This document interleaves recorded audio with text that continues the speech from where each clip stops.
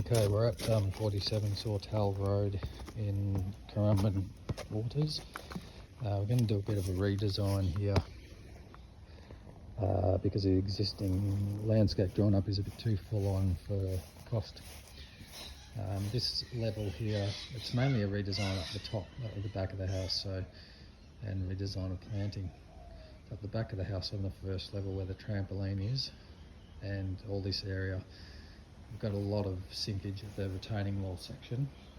Levels at the top are not too bad, so we probably just kill off the grass and allow 100 mil of soil to go over the whole thing. That should be a good average. And create a new lawn down here. And on this side over here, we'll probably create an area for the trampoline to be without being on lawn. And then later down the track, that may be an area where we can add extra veggie boxes. There's a possibility we can put a couple of veggie boxes behind the trampoline area, or to this side of it, maybe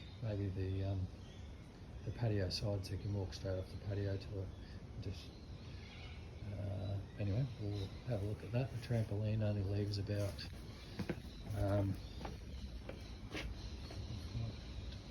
probably 1500 mil to the trampoline from the retaining wall there.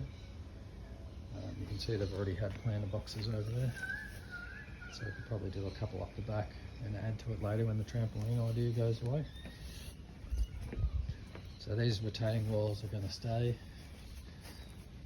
in place, and we'll just clean up and probably excavate a little bit of the crap soil and throw it down here as a subgrade after spraying it all out and ripping out the plants.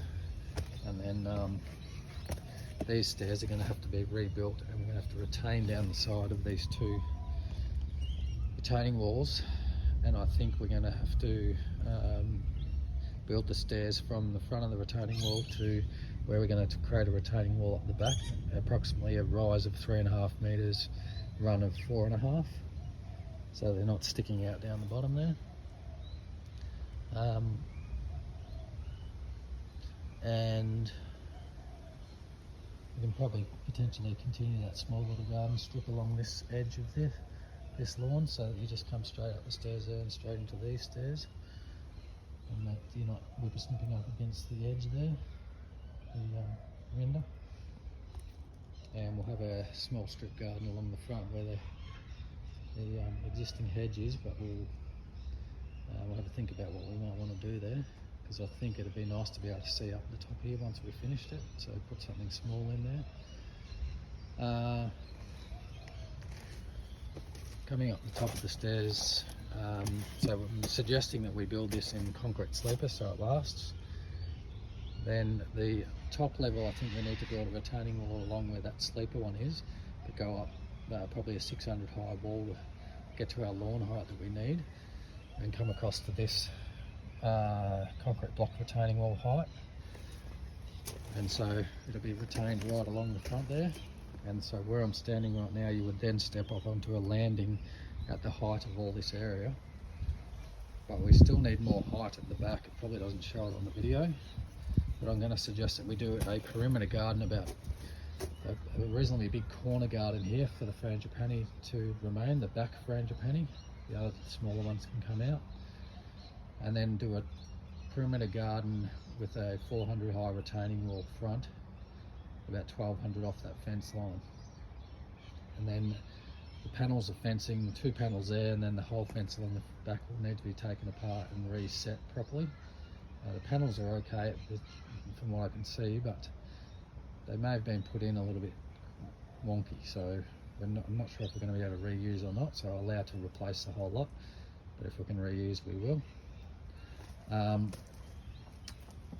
And so this area will then, on the flat section, we'll create a fire pit area here and a pavilion area in the middle as planned originally, but just using different materials.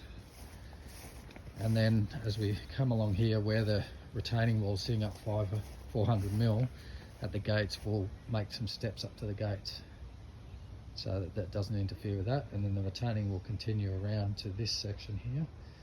We'll retain an area for the concrete slab for a shed, and then this side of it will kind of like make two planter boxes out of the retaining, and so you could walk between them and access them. There's a few feature rocks we can use in this garden here that are sitting there that won't be needed once we do our retaining. The fence on this side doesn't seem to be in that bad condition, although it's not braced very well because of the height. I think we could probably try to come up with a method there to brace it. And then there's a panel there that's been cut wrong. Whether we can get that type of fencing is another thing. Just a close-up of the styling of it.